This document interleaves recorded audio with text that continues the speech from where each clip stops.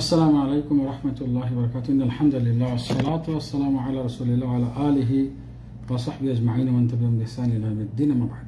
সম্মানিত বিহার দর্শক শ্রোতাবৃন্দ, রাসূলুল্লাহ সাল্লাল্লাহু আলাইহি ওয়াসাল্লাম সকাল সন্ধ্যার জিকিরের মধ্যে 23 নম্বর জিকির হলো আস্তাগফিরুল্লাহ ওয়া আতুবু ইলাইহি।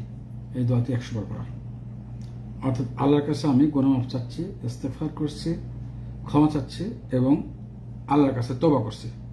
ইস্তেগফার এবং তওবা শামিল, উভয়টাকে শামিল করে এই দোয়াটি রাসূলুল্লাহ সাল্লাল্লাহু আলাইহি ওয়াসাল্লাম সুন্নাহ হলো কমপক্ষে 100 বার এই দোয়াটি পড়া সকাল সন্ধ্যায়। মহানবী সাল্লাল্লাহু আলাইহি ওয়াসাল্লাম এক বৈঠকে 70 বা কোনো কোনো বর্ণনা 100 বার পর্যন্ত আছে তওবা ইস্তেগফার করতেন। এক বৈঠকে ইস্তেগফার করতেন, তওবা করতেন। রব্বিগফিরলি ওয়া তুব আলাইয়া এই দোয়াটি পড়তেন। এক বৈঠকে আমাদের উচিত সকাল সন্ধ্যা 100 বার ইস্তেগফার এবং তওবা করা। এর উপকারিতা, এক একটা ইস্তেগফার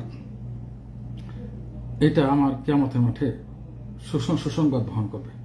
কিয়ামতের মাঠে ফেরেশতারা সুসংবাদ দিবে ওই মানুষের জন্য, ওই সমস্ত মুমিনদের জন্য যাদের আমলনামায় ইস্তেগফার বেশি আছে। আর তওবা যত বেশি হবে তত বেশি গুনাহ মাফ হবে। শয়তানকে যাতে কোনো কাজ, কোনো আমল বুনিয়াদ তার কোমর ভেঙে ফেলে, সেটা হলো তওবা। বেশি বেশি তওবা করবো। মহানবী সাল্লাল্লাহু আলাইহি ওয়াসাল্লাম এক বৈঠকে 70 থেকে 100 বার ইস্তেগফার তওবা করতেন।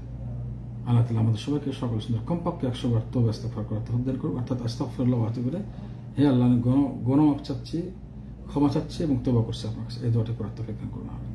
আসসালামু আলাইকুম ওয়া রাহমাতুল্লাহ।